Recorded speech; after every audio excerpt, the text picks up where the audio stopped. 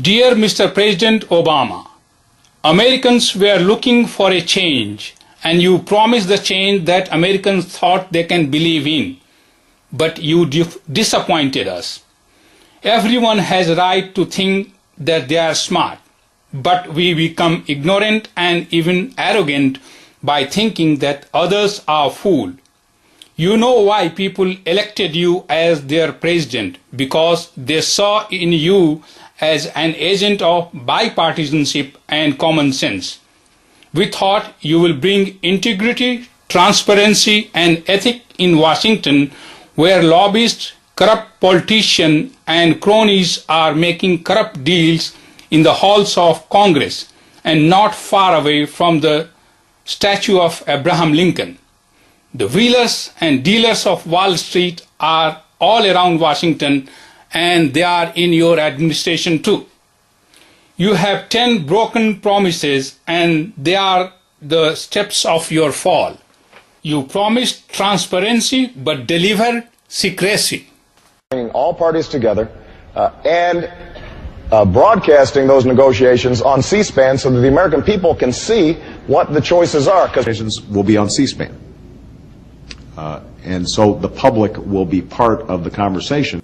Both of us during the campaign promised change in Washington. In fact, 8 times you said that negotiations on health care reform would be conducted with the C-SPAN cameras. I'm glad more than a year later that they are here. Unfortunately, this product was not produced in that fashion. It was produced behind closed doors. There are lobbyists in your administration. We will not take a dime from Washington lobbyists or special interest PACs. We're going to change how Washington works. They will not fund my party. They will not run our White House, and they will not drown out the voices of the American people when I'm President of the United States of America. There are too many Chicago cronies and crooks in your White House. When Karl Rove worked for President Bush, he had so much influence that some called him Bush's brain. Tonight, the woman known as the other side of Barack Obama's brain.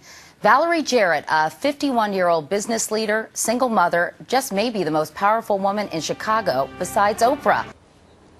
Grove Park and several other prominent failures were developed and managed by Obama's close friends and political supporters. Those people profited from the subsidies, even as many of Obama's constituents suffered, end quote. Well, it was so bad that a maintenance worker at Grove Park says money often wasn't even available to buy steel wool to plug rat holes in the wall.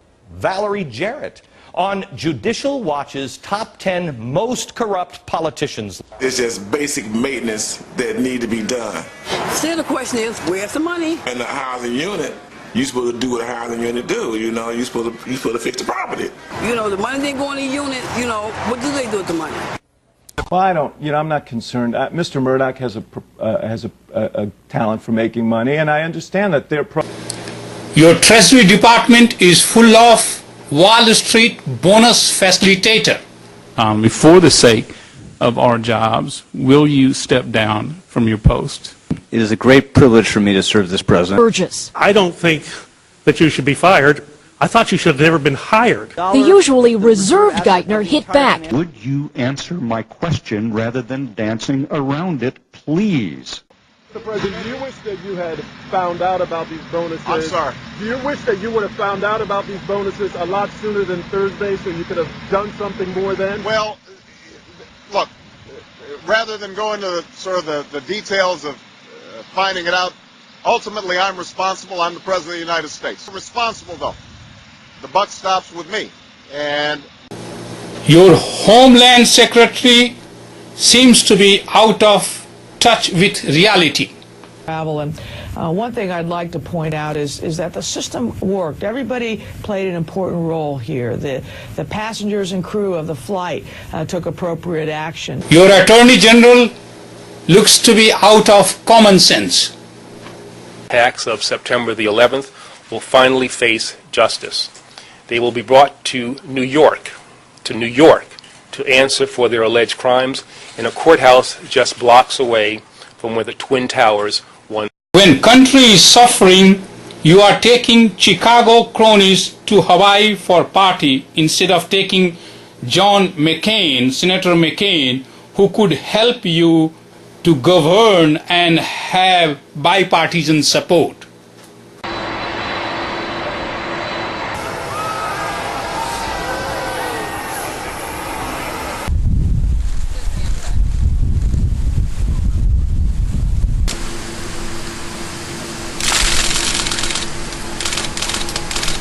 All these are going to be this side. What flavor did you get, Mr. President? Lemon lime, cherry, and grape. Passion orange. Or passion guava. Sorry. That's not the snow bomber. Well, I think I got the snow bomber. It is the snow bomber. Oh. When Americans are suffering with high unemployment, you do not forget the promise that you gave to your wife and take her to New York for dinner, but you forget unemployed Americans. President Obama caused quite a stir recently with his big date night in the Big Apple. It turned out that he was making good on a promise he made to his wife Michelle during the campaign last year. But many Americans thought the trip on their dime was badly timed, considering the economic recession. For a glimpse of the first couple's motorcade, the Obamas went to see a revival of Joe Turner's Come and Gone.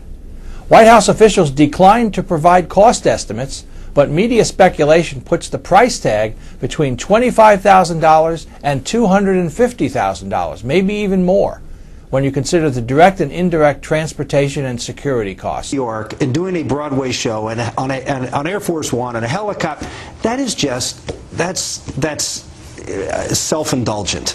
And it distracts from the better message, which is, go down to the corner bar and have a drink, a shot and a beer. It doesn't matter where you go with your wife. It's that you're with your wife.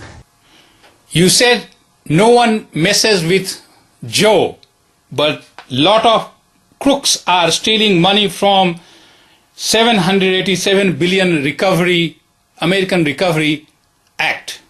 Quickly, good intentions can turn into broken promises and wasteful spending. And with a plan of this scale comes enormous responsibility to get it right. And that's why I've asked Vice President Biden to lead a tough, unprecedented oversight effort, because nobody messes with Joe. Your White House is misusing the executive privilege. Thanks for being with us. Good to be here. So yesterday, before your committee, the director of the Secret Service, he took the proverbial bullet. Took full responsibility for this. The White House released a statement, says we messed up. We're going to put somebody at the door from here on out. So why do you need to subpoena Desiree Rogers?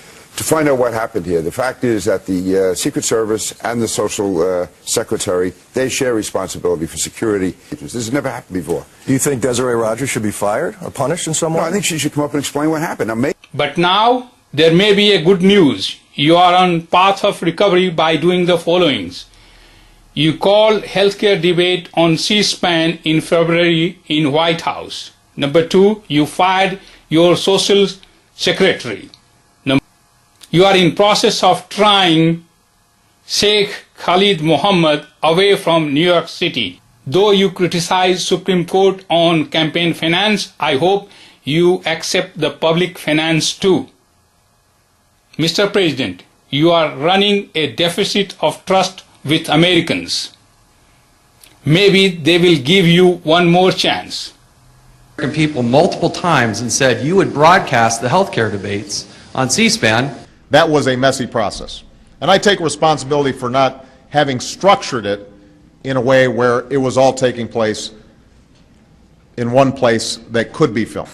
Now is not the time for sitting on the sidelines or blocking progress or pointing fingers or assigning blame. Now is not the time to do just what's right for your party or your poll numbers. Now is the time to do what's right for the country. You know what they say, keep your friends close but visit the Republican caucus every few months. Keep the truth teller like us near you, but kick the Chicago cronies out. May God keep you away from your idiot advisors. Hey!